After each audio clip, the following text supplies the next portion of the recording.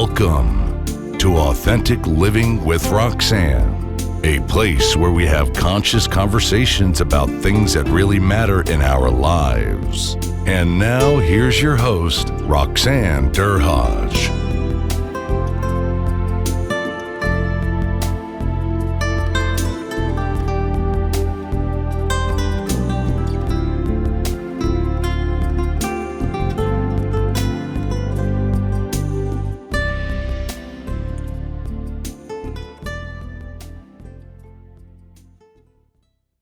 Hi, everyone. It's Roxanne. How are you this week? This week I have someone that I recently met about 2 months ago. And I sat with Jennifer at a meeting for the Canadian Speakers Association, and really was, intrigued by what she did, and thought it would be a good compliment to my show. So Jennifer, thanks so much for being here today. Oh, so much fun to be here with you. What a great way to start off the day. Awesome. So I'm going to read a little bit about Jennifer, and why I was intrigued was she is an intuitive business coach. So that when she said that, I went, whoa, what is that? And I could just even feel by her presence sitting next to her that things were a bit different. She helps established female entrepreneurs step into an energetic upward cycle, high vibration, leading to more opportunities, better clients, and a huge expansion of impact and income. She helps you to realign your soul, heart, and mind to clearly see what to do in your life, your business, and your relationships. Awesome. This allows you to confidently make decisions, live life authentically, and run a business that builds you up and energizes you. When Jennifer's not working, she loves hanging out with her kids, hiking with her husband, and walking barefoot in the grass. Maybe not in the winter, though. No. And having delicious conversations with high-vibing friends, all parts of her spiritual practice. Wow, that's sounds really neat. So Jennifer, now I've worked with business coaches. I've been exposed to a lot of business coaches. I'm sure a lot of people listening have too done a fair amount of business coaching. And a lot of the things that people that talk about business, it's kind of like what's the vision, what's the mission, all that kind of stuff. So tell me more about what an intuitive coach is, business coach. Great. Absolutely. So what I do a little bit differently is I teach people more about how they're showing up. I get people to be present with who they are, what their values are, what they really want out of life, and then understanding what they need to be their best version of themselves for what they need for their daily practice. What do they need to be giving back in community to feel fulfilled in that giving and serving? What they need to have in their relationships so that they can feel fulfilled in being there for their kids, their siblings, their parents, their friends, their spouses, or their partners. And then once you have an idea of what that looks like for how you want to live, then we look at their business. And we energetically tune into the ideas that they have for their business, because a lot of entrepreneurs are amazing and they are so creative and they have all these amazing ideas, but they get bogged down and make very little progress and a lot of ideas. And then they beat themselves up for not really making a lot of progress. So I help them with getting focused on what's really in alignment with how they want to live, and then understand who do they need to be to make the decisions to get to where they want to go. So tuning in to the vision that they have. So we create a structure for their business by tuning into the ideas, prioritizing what's going to fit in their lives. We create a structure for how they're going to move forward for over a course of a year and a bit further out, depending on where they are in their business. But it really is about who are you being and how do you want to live?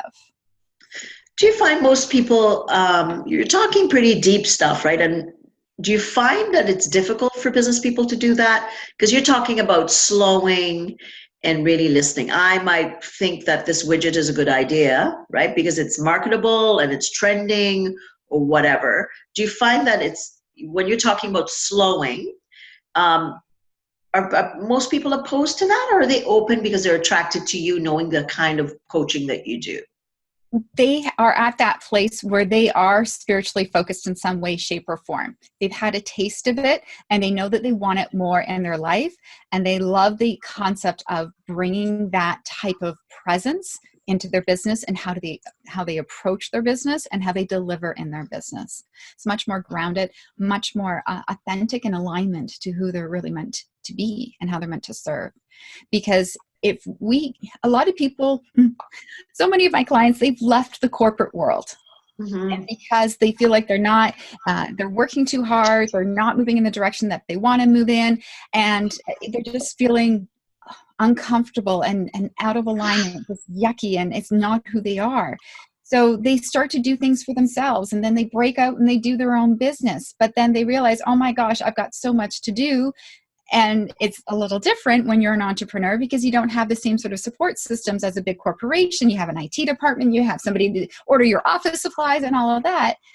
So there's that component of it, understanding what your genius is as well for how to move forward. But you have to make sure that you're not going to get yourself back into that same spot.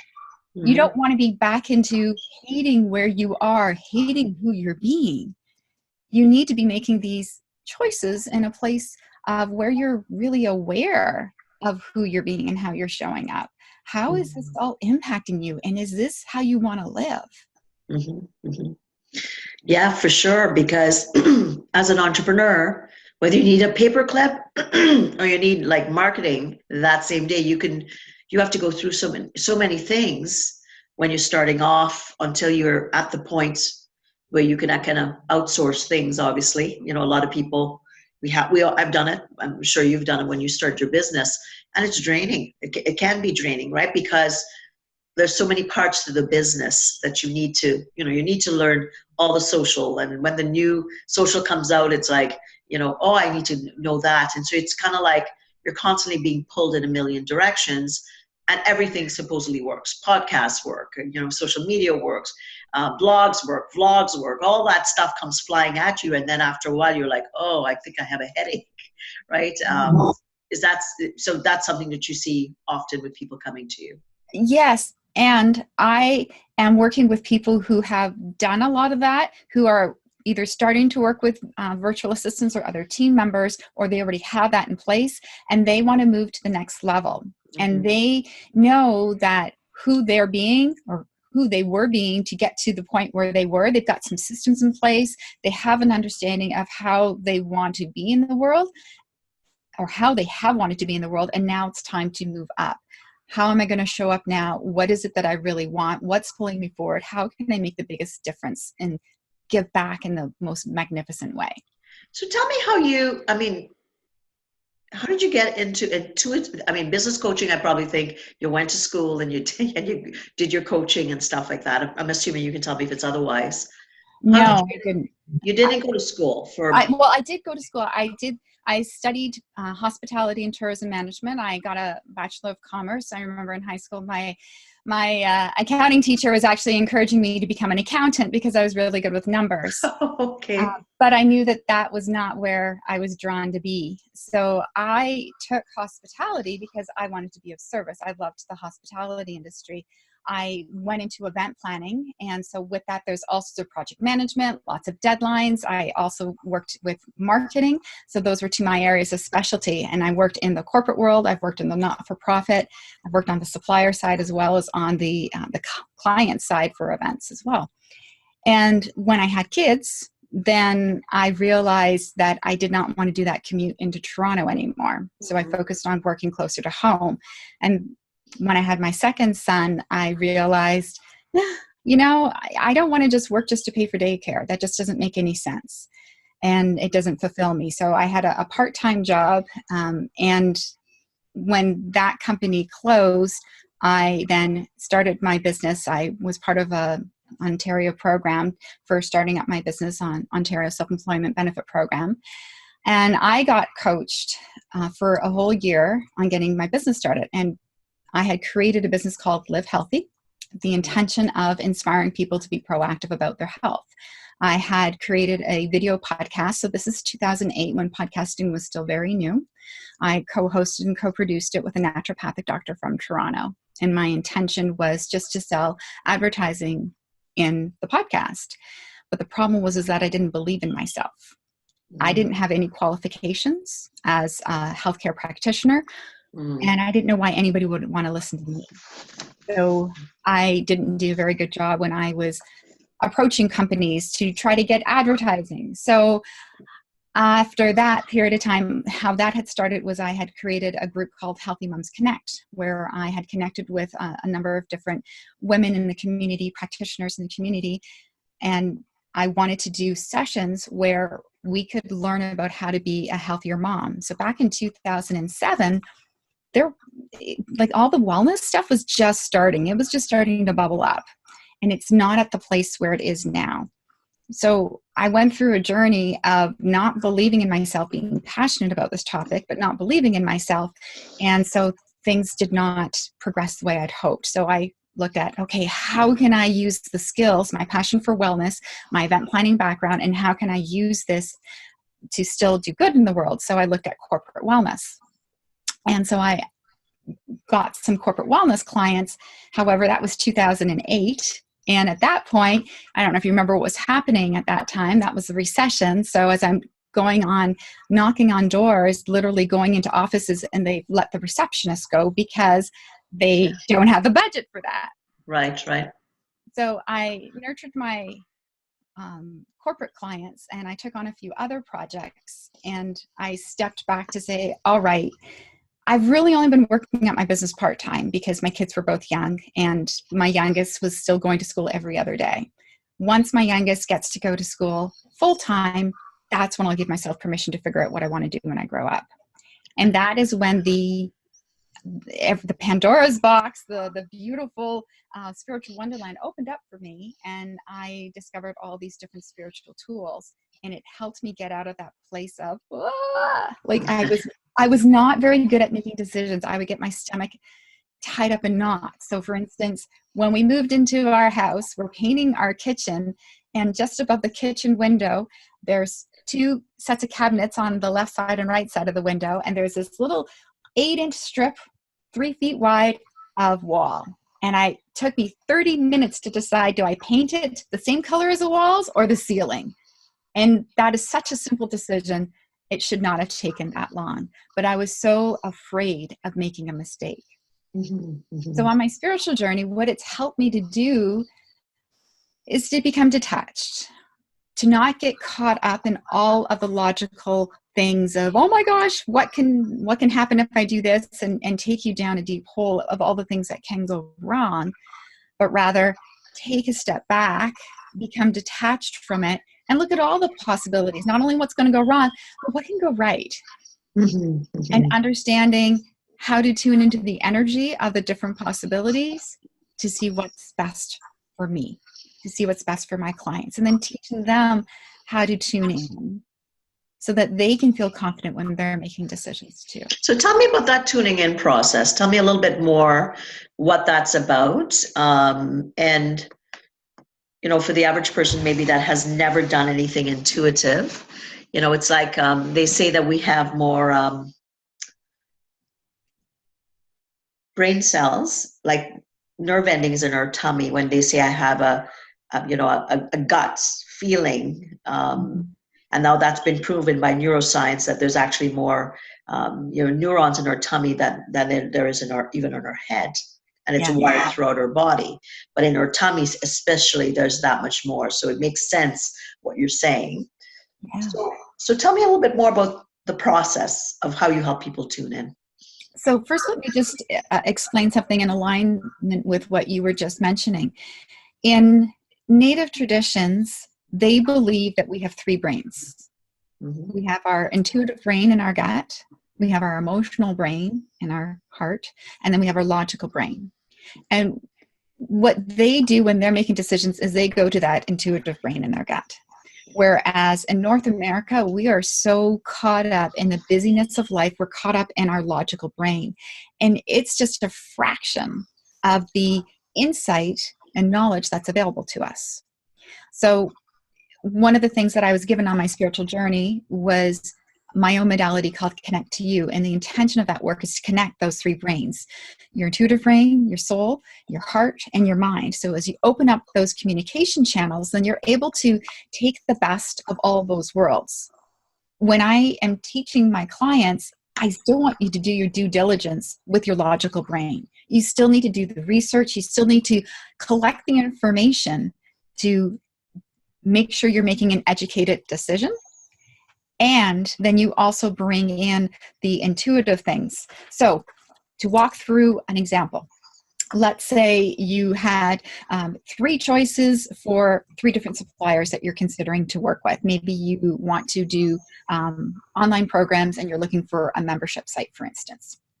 So you do your due diligence, you get all the information, and then you look at option A, B, and C.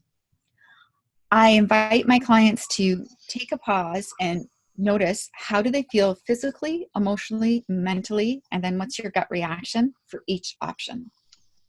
So when you tune in physically, you close your eyes and you say, okay, on a scale of 1 to 10, how does option A make me feel? And then you listen to your body. You do a quick body scan. Oh, I feel like really tight in my stomach or in my chest, and I'm finding it hard to breathe. I'm getting a tingling sensation down my leg, or I feel heavy. And then maybe for the next one, you feel this lightness and you feel like excitement, and you feel like you want to bounce up and down. And then for the third one, you just don't really notice anything. It just seems kind of neither here nor there. And then you go in, all right, emotionally, how does each option feel emotionally? So maybe the first one, it feels like there's this funny feeling in my mouth, like I almost want to, I want to vomit is sort of a thought that I have. And it's just, you feel yucky, you feel ill at ease. There's something really uncomfortable about that. The second one feels really exciting and really, really happy. And like, there's something really good about the energy of that one. And then the third one, I feel like deflated. And so tuning into the energy of how you feel emotionally.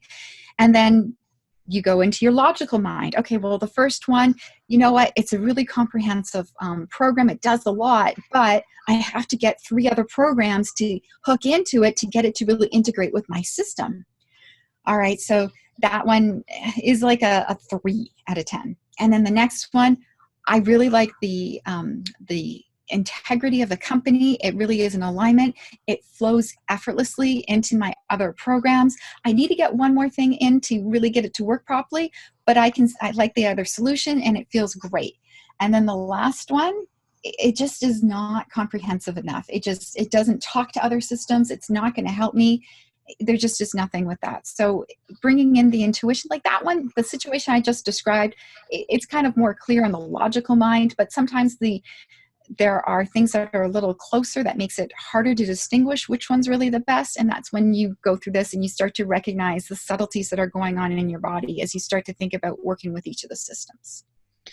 That sounds amazing, because when I think of myself in business and what I'm passionate about, it's speaking. Like, I love to speak, right?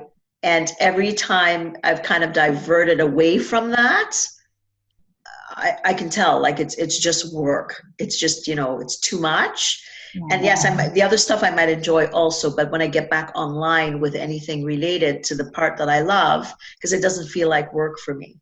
So It's interesting. So that's when you say that that would make a lot of sense, because when you sit with it, we generally go you're right, in the West, we go to the logical mind immediately, and we go to the metrics and what's going to happen and all that stuff.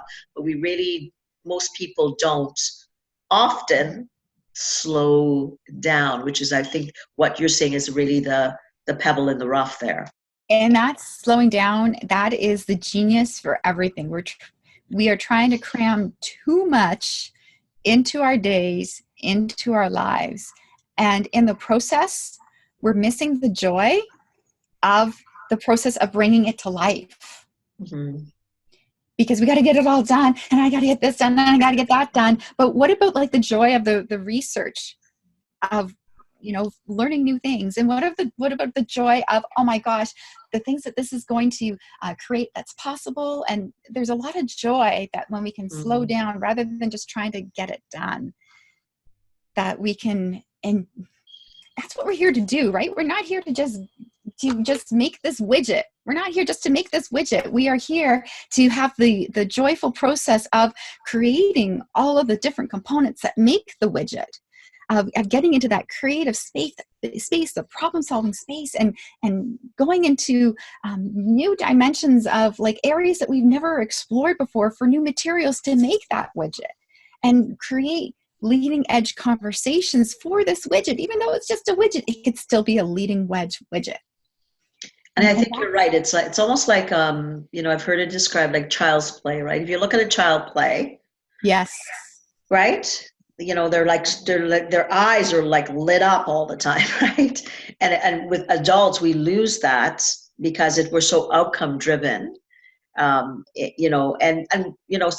I don't know if you go through this, sometimes I'll look back at my year because I'm needing, to get something together to renew something. And I'm looking, and I'm guilty of it.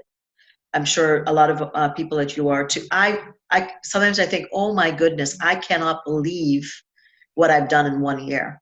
Yes. And right? We don't celebrate it. No, I know, because you're going.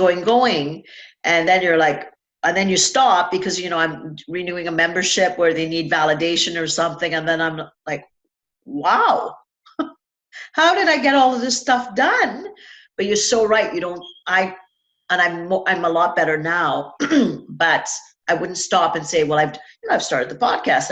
I've hired an assistant, all that stuff that, it's kind of like, and these are big decisions. They're not little decisions.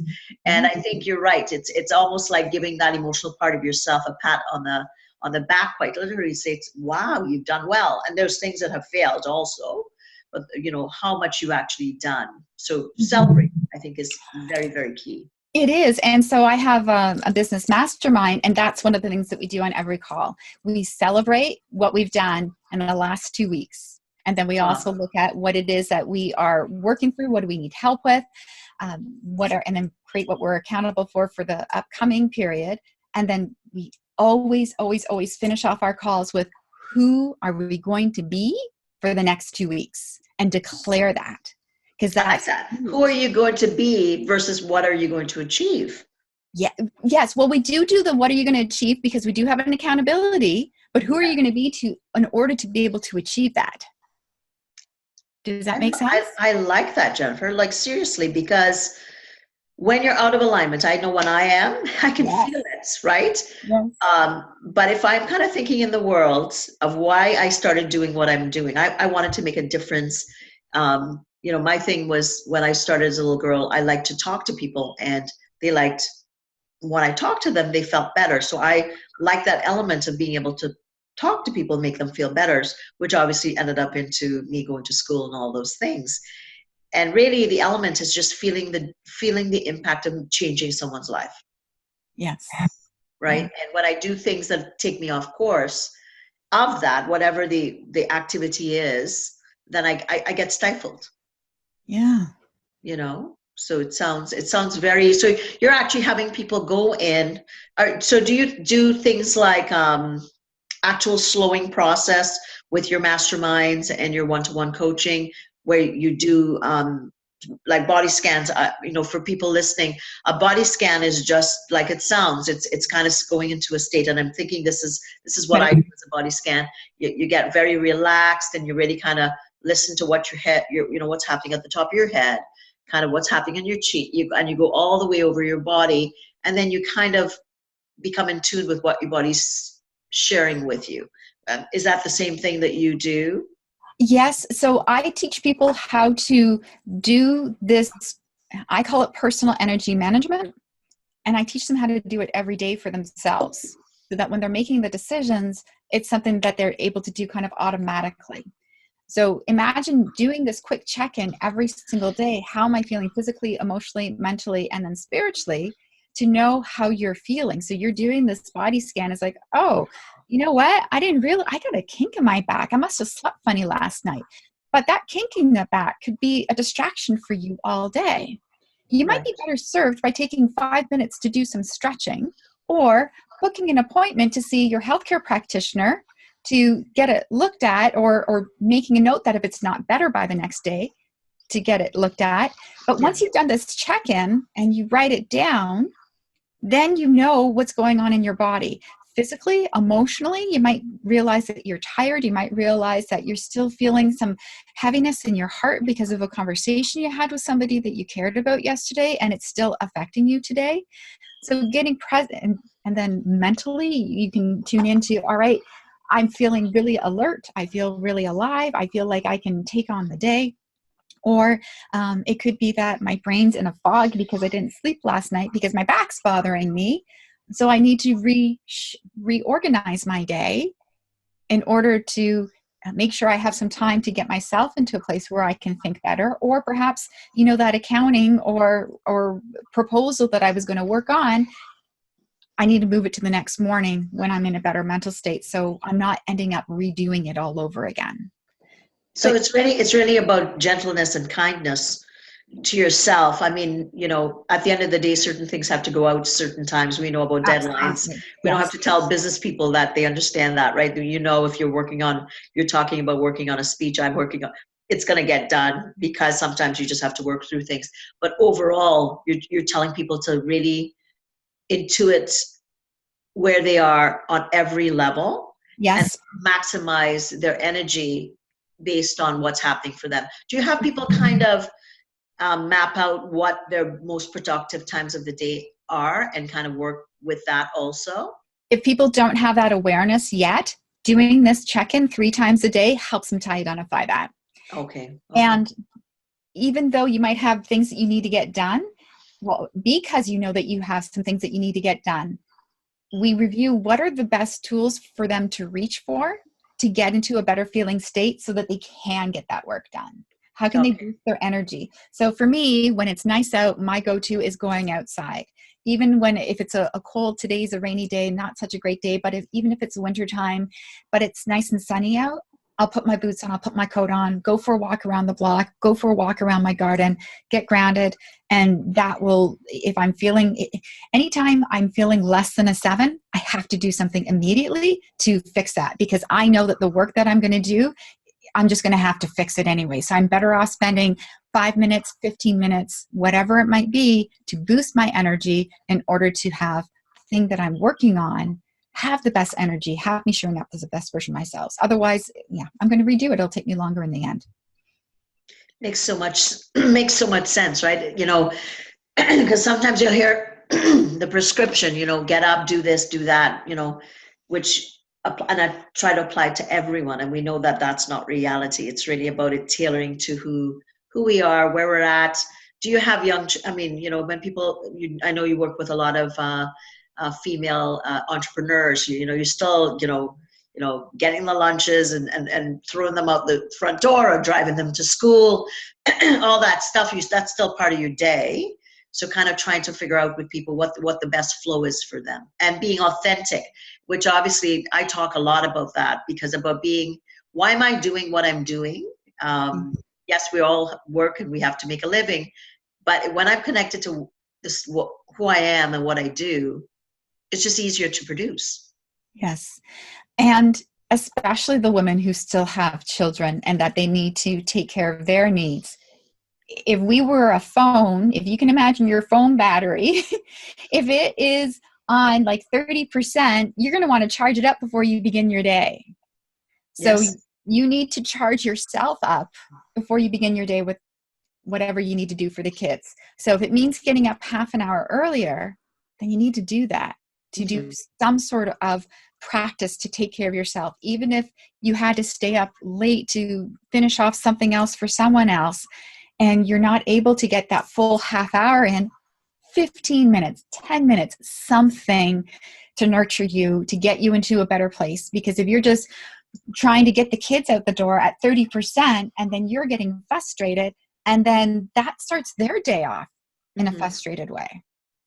And Absolutely. then Absolutely. oh my gosh, I shouldn't have yelled at them. And then it snowballs for the rest of your day. So taking that 10 minutes even is going to set the tone for the rest of your day. We get so distracted by everybody else's needs, and we need to really take care of our own needs in order to shine. And just even that quick check-in, how do I feel physically, emotionally, mentally, and spiritually, even if you have to do it in bed before you get out of bed. That's great. I encourage people to do it when they brush their teeth, because that's a natural time. So you check in on before you get started with your day, and then at the end of the day, and then find a natural time in the middle of the day. Maybe it's when you fill up a water bottle, or when you go grab lunch. Nice. So I'm intrigued by this, and I wanted her to talk a little bit about it. There's a pendulum that she uses, and I have to get to you, Jennifer, to experience this. And I think you took it out of the meeting, and we kind, you kind of showed me what you did. But I want you to explain it to people, because I think a lot of people, we're all trying to figure out more ways to clear our head, get more true, and as we're ending off 2013, I know I'm thinking, what could I do differently? How can I, as I get a year, my birthday's in January, so I'm, another year later, kind of, how do I, kind of do it, but don't be so harsh about it. Yes. Just learn more ways. And when you showed me the pendulum about the questions, I was fascinated. So I asked Jennifer to tell us a little bit about that process and, what she does with it. So first I want to explain what working with a pendulum is. It's called dowsing. And dowsing is something that's been around for thousands of years. It's even mentioned in the Bible. A lot of people are familiar with the term of dowsing. I know I first heard about it in school, where we heard about people who would go on a farmland and they would have a Y stick.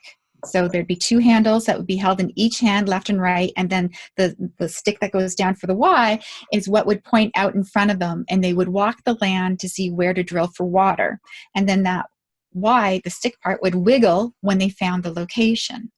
What you're doing is you're tuning into life force energy with that stick. I use this process of dowsing with a tool called a pendulum. And a pendulum is really like a chain or a piece of string that's like 3 to 6 inches long and a weight at the end of it. You could use a pendant of a necklace as a pendulum. You can buy pendulums from different spiritual stores or some health food stores even. They are often made out of a crystal material or wood, or it could be metal. Those are the most common materials. I can douse with pretty much anything, even if I had a tea bag, a wet tea bag, a light tea bag, not so much, but a tea bag that's been wet, but not dripping wet, because you don't want that making a mess. And it's about, whenever I pick up my pendulum, I feel like I'm having a conversation with the universe. I'm saying, okay, universe, my soul, I believe my soul is the universe. That's my personal belief. Okay, what information is it that I need to know about this situation? I've programmed my pendulums for a response for yes, no, yes but, and no but. So it's kind of like the 20 questions game.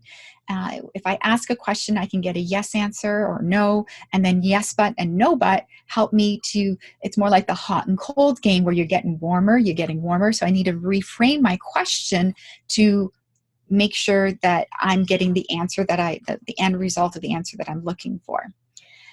I prefer to use something called a ray chart. And what a ray chart is if you can think back to school days where you have a protractor, and on the end of the protractor, there's all the degrees of the radius for that semicircle. Yep. Now, imagine instead of there being all those numbers at the end, that there were options of the different things you're trying to consider.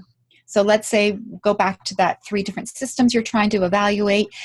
You want to get clear as to what are the parameters for the end result that I'm looking for. So for the system that I'm evaluating for, I want to make sure that it's easy to use, it integrates into my existing systems. I want to make sure that the way it looks represents my brand, and that it's going to be also easy for my clients to use. So I'll write down all those parameters, and it needs to fit my budget. And So I'll write down all those parameters of what a positive end result looks like. Now, tuning into that, feeling that, all right, so you read it over. This is what feels really good for my end result. This is what I want it to feel like. I write down on a ray chart. So I draw a line across the bottom and then up straight for where 90 degrees would be, and then up to the left and up to the right. So there's a line across the bottom and then 3 lines that stick out. And then I will say, based on these parameters, what is the best option for me to choose? And then I can pick that option. It'll swing towards it. So the middle is no? The middle will actually be, so if I draw a line across the bottom, Okay. that's kind of like a baseline. Okay. And then if I draw a line up top for option B, a line to the left for option A, and a line to the right for option C. Okay. And then I hold my pendulum at the bottom intersection where that B line, so the line that's at 90 degrees, intersects with baseline. Okay. I'll ask the question, based on these parameters, which system is best for me? And I wait to see where it swings. And I also need to have other, because there could be another system that I haven't evaluated that I need to look at. So one of those, the baseline to the right, I'll write other. Okay. So that's how I use a ray chart. When I use the pendulum to get a yes or no response, I've programmed my pendulum to show a clockwise rotation for yes and a counterclockwise rotation for no. So I can ask, well, to be honest, I find that asking yes and no questions gets to be tedious. It's good for getting started as you're learning how to dowse, but I just go to ray charts. I'll ask instead on a scale of 1 to 10, and Roxanne, I'm going to show you what I keep this under my keyboard. It's a scale of 1 to 10, so it's a ray chart with a scale of 1 to 10. So if I need to dowse to get the insight on a question, on a scale of 1 to 10, how beneficial is it for me to do this interview with Roxanne? I was presented with an opportunity to do a presentation this Friday. On a scale of 1 to 10, how beneficial is it for me to do this presentation? And I got a 10, and it kind of surprised me because I had decided I was going to focus on other things, and yet I got a yes for this, and it was something that I was going to make a priority for next year. But I can see how saying yes to this helps me get things in alignment to make it a priority for next year. So you're holding the chart and then just using the pendulum this way. Yeah, so I hold the chart horizontally in front of me, so it would be like on the desk in front of me. Right. And then I hold the pendulum over the midpoint section where all of the lines reach the the base. Okay, that's interesting. Like I said, I was fascinated by the time you told me. I'm even fascinated. And what did it say about being on my show? A 10, of course. Well, I don't know. I'm thinking, okay, I hope she got a 10 or at least somewhere high. For me, I need a 10. For me to say you need to move forward, you go with a 10. I go with a 10. And if you get anything, let's say less than a 10, like an 8, what does that signify for you? So that, for instance, I'm going to walk you through the example that something that we're deciding in our home right now. My son's deciding what universities to go to. Mm-hmm. In his decision, I like to tune in to understand what he's considering. And of the 4 schools that he's going to, I dowsed and I determined, okay, so this is the best school for him to go to.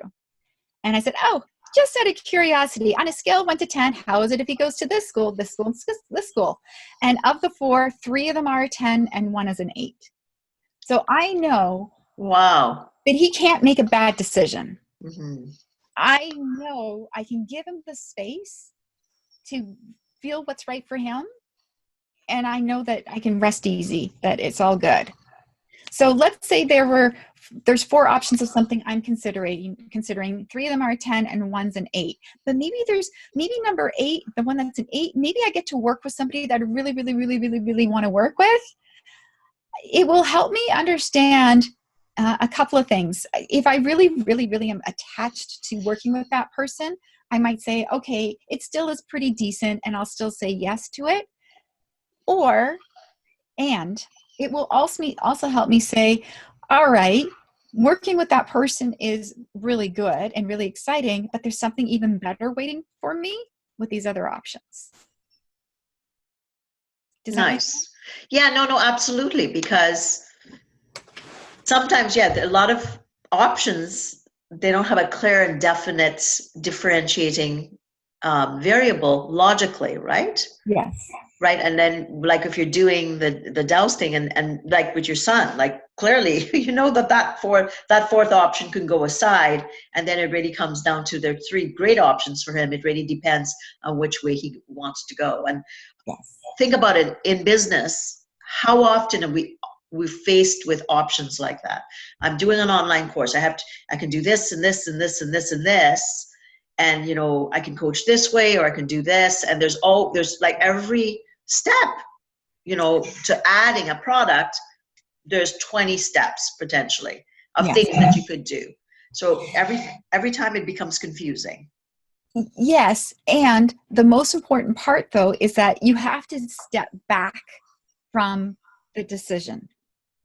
And until you can learn how to become detached and be neutral, your dowsing will not be accurate. Okay. It took me a year to build up my accuracy, because I would be here with a pendulum in my hand and be like, I need to know an answer. And that doesn't help me, because it will be a reflection of, right, I had to tune into, based on these parameters, what is the best outcome. But if I'm feeling like this, that's the perspective of the answer that's going to be reflected back to me. Right. So the year that you worked was just getting spiritually connected, slowing down, Yes. doing lots of different spiritual practices, I would assume. Yes. Learning meditation. I learned Yeah. automatic writing. I learned more about how to work with the pendulum. I learned about tuning into energy. And I've actually been working with energy since I was 4 years old, and I just didn't realize it. Oh, wow. And because I'm the baby of 7, and my eldest brother had a bad water skiing accident and his back was thrown out. So I became the family massage therapist when he was lying on the living room floor, just trying to get some relief for his back, and I rubbed his back. And now I realize that I actually was doing energy work with him. My uncle's an energy healer in Europe, and he had told me that there's one in every generation. And while that might sound really woo, we all work with energy. All of our senses, our 5 senses, it's all energy. And the way I work with it is just a heightened awareness for it. And those are the things, that's the skill that I teach my clients, is how do you heighten those skills? How do you heighten those senses so that when you feel something coming on, you get a funny taste in your mouth, a funny feeling in your body, that you stop and you listen to it. But you have to have slowed down in order to have noticed it. Right. Absolutely. And I think of when I see my clients, whether I'm coaching them or in my practice as a psychotherapist, and I think I said that to you, sometimes I will feel like I can wade through their words and really, really hear what they're trying to say on a profound level. And then I'll say it back to them and they'll go, where'd you get that from? Yeah. And I'm like, what do you mean? Like, no, tell me where those words you just picked, and I said, I was just listening to you, but really listening on a deep level. And sometimes they're blown away. They're like, wow, it's like you were reading my mind. And I'm like, oh, okay.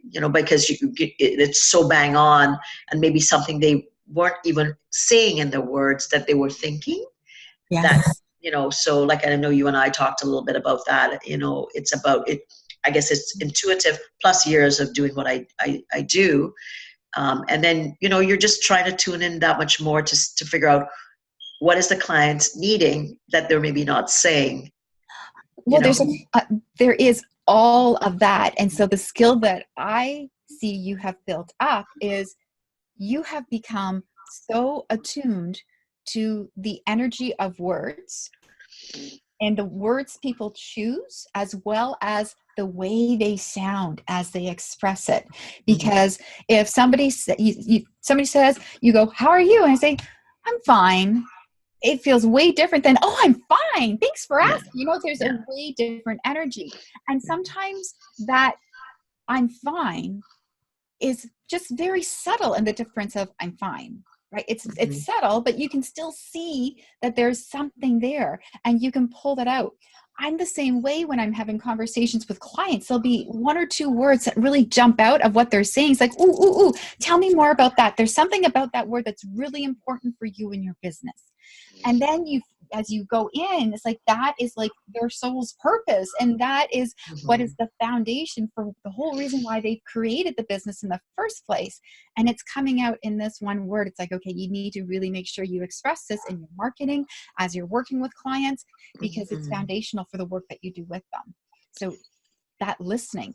And when we can become aware of the things that we are saying, right? Because it's easier to pick up what's going on around us, but to pick up what we're projecting out, that is a huge skill to learn too. Because if you can understand how you're landing and how you're being heard by the outside world, and some of these subliminal things that are going, subconscious things that are going on within yourself, and how it's affecting the words that you're using and the way that you're presenting yourself, that's huge. That's even more powerful. And that's what I want to empower people with. So this is personal, but my husband and I, we have a raised garden bed in our backyard where we're growing vegetables. And we first started it about 3 years ago, and my husband wanted to move it by like a foot because he wanted to get the lawnmower in around it. And I really didn't want him to move it. And he's like, I don't understand. Why are you so upset about me moving this raised garden bed a foot? Like, what's the big deal? And so I had to pause. It's like, okay, what's going on for me? And I realized that I felt sad. It's like, okay, well, what's that sadness about?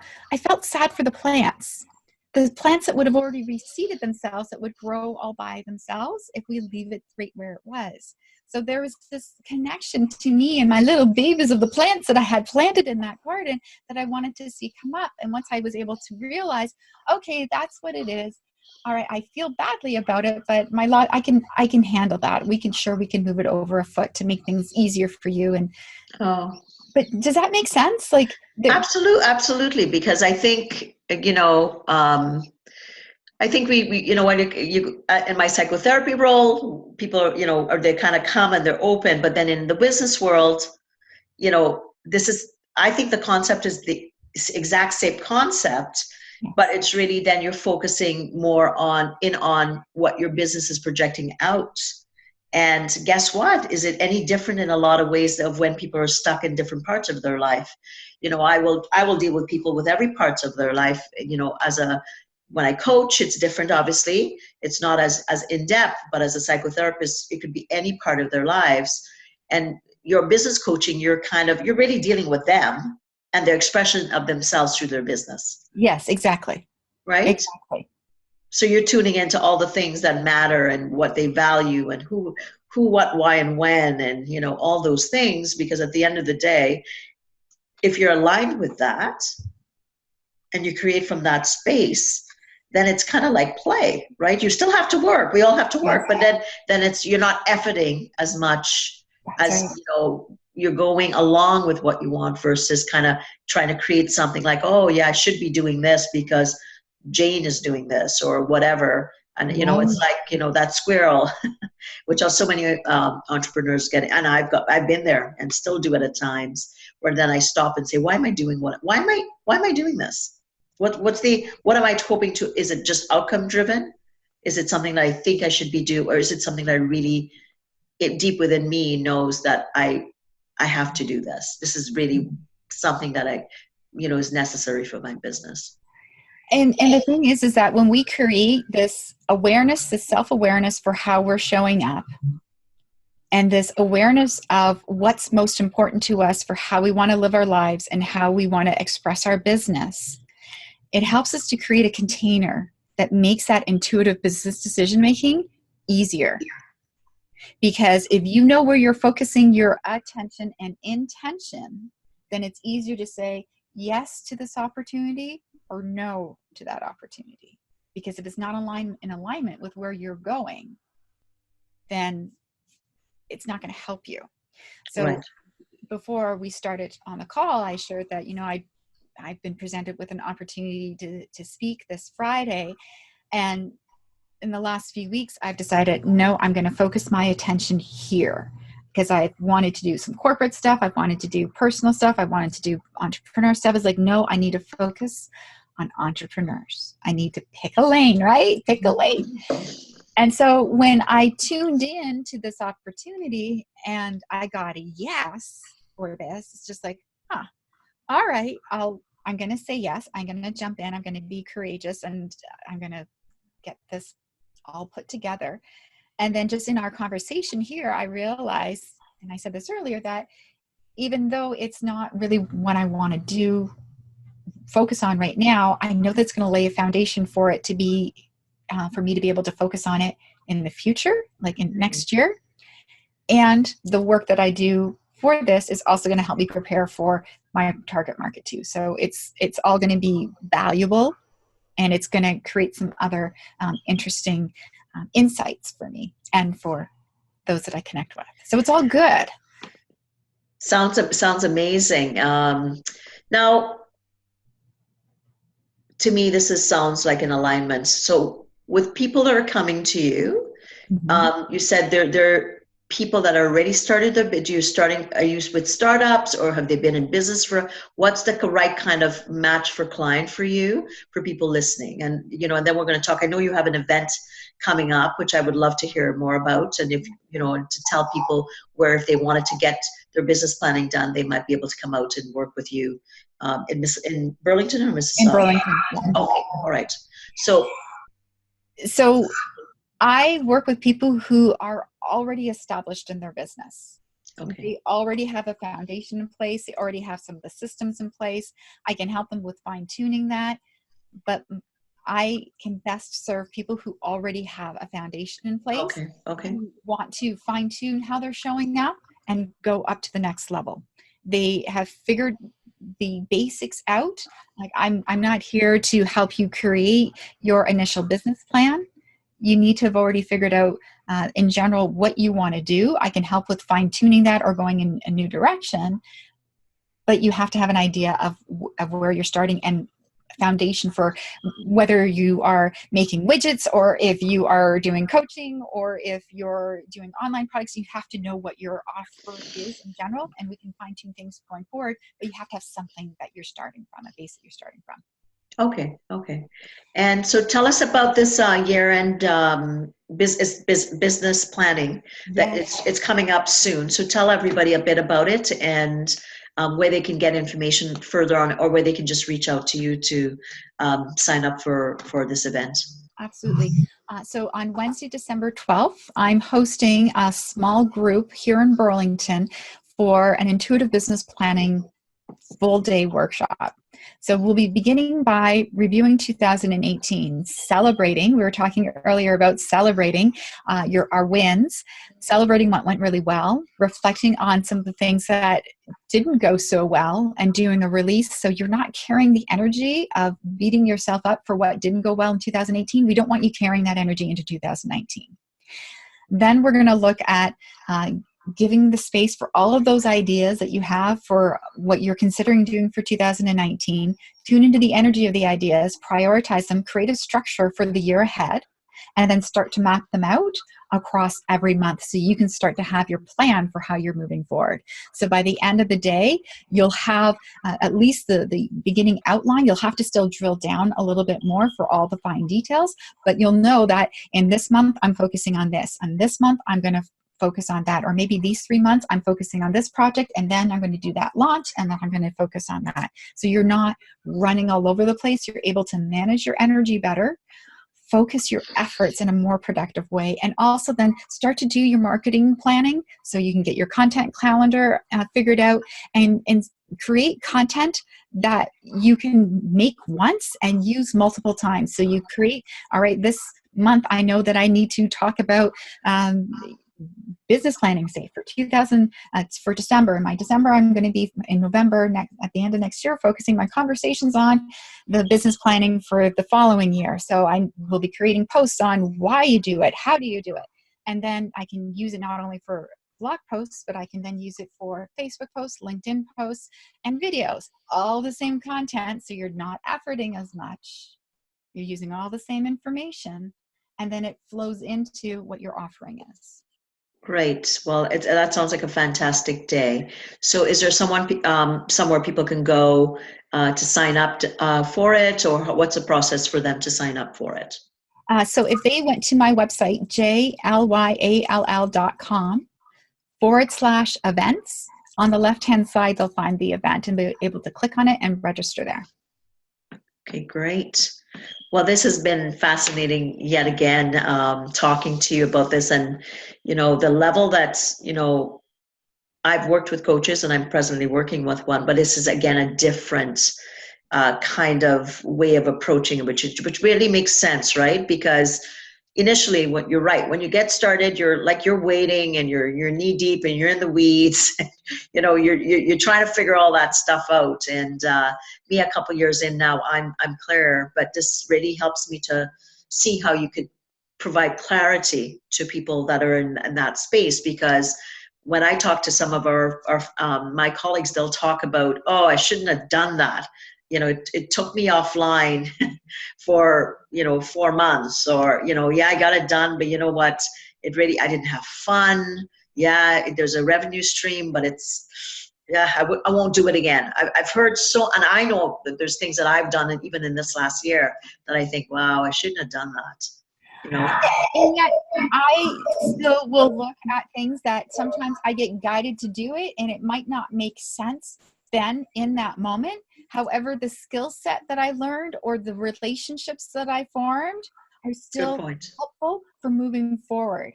So there are some people who will be cursing, oh, I wish I'd left corporate sooner, but then they forget about that if they had left it the year before, then they wouldn't have gotten that extra training that the corporation had paid for them to do that they're now able to use in their business, right? Right. So it's always looking at the gift in those experiences. So when we can stop beating ourselves up for it too, like I get that there's that reflection of like, okay, so that's not quite the outcome that I was expecting, and seeing what you can learn from it. But as long as you're not beating yourself up over it, what are the gems that you can take away from it? And I'm sure that you must do that with all of your clients too, whether it's the coaching clients or the psychotherapy clients. All right, sure, this disaster happened, but you ended up being a stronger person on the other side of it. And what was it about who you're being that you learned? Right. Oh, no, without a doubt, you learn so much about yourself. Like every time you try something new, and then you think, okay, well, yes, I did gain skills, but then like you said, when you go inside and kind of think about what did I learn? What will I not repeat? How will this guide me differently? Absolutely. You gain so much from some of the new things that you experience, and then now you have all this additional knowledge, right, to bring with you, so that prior to doing something like an event, I did my first event this year, I learned a ton, and I learned how not to do it on my own again, just because I was awfully tired because I pulled most of it off by myself. Wow. So so again, learning and more energy and those types of things, but it still ended up being quite successul. But again, that, like you said, that learning experience, did it add to my brand? Absolutely. Did I have people attend? Absolutely. Did we get a lot of exposure? Absolutely. But I think from a business perspective, it took energy away from me that I would have used, I could have used my energy in different ways by hiring or subcontracting out a lot more parts that could have been done by others, right? Which is kind of like what you said. Learn what that genius is and stick to it, and then hire or try to kind of outsource the parts that other people can take care of better than you could. Yes. And I also believe that having that experience from the get-go helps you understand how you still want things done and who you need to get, and it just helps still too. So it's amazing. Well, this has been a pleasure. Thank you so much. And I think video doesn't create the feeling that you get around Jennifer. I could tell you that when I was sitting with her in Mississauga the first time I met her, I sat next to her, and I could feel I don't know what the energy was, but I could it was somebody, I said I have to talk to her. I just knew I had to talk to her. So it was really a pleasure. And then we saw each other again just recently. So thank you so much for sharing all your wisdom. For anybody that's, at the stage, like she's saying, where you're kind of trying to get that clarity, that course, Burlington is, obviously in the GTA. We're not too far out here in the Golden Horseshoe. It's easy to get to. It's a one day right in your backyard. So definitely look it up, and anything that you can do to get more authentically connected to yourself, which is what I talk about with my brand, the Authentic Connection Movement, is we're helping ourselves. And the more anchored we are within ourselves, ultimately, what are we doing? We're better in our relationships. We're better in our friendships. We're better in our, our businesses. We're better in our community. And we're just overall radiating that space, that genius, like you said, that we're meant to be in the world. But that takes time. It takes time, and it takes commitment, and it takes slowing down. And, what I would say is, the intuiting doesn't just happen. It's something that it's a muscle like anything else, where you really have to start to learn to slow down and develop that muscle so that it makes it easier to access. So Jennifer, again, thank you so much for being here. And for everybody listening or watching, if you're wanting more information on me, you go to roxannedurhodge.com/blueprint, where you can download a free course on how to be a bit more authentically connected to yourself, so that you can make the magic happen, like Jennifer talked to us today. Okay, take care, everyone. Thanks so much, Jennifer, and we'll talk to you soon. Bye-bye. Thanks for tuning in to Authentic Living with Roxanne, creating the space for positive, healthy change. Roxanne is a keynote speaker, psychotherapist, and coach. To work with Roxanne, visit roxannedurhodge.com/blueprint. We'll see you next time on Authentic Living with Roxanne.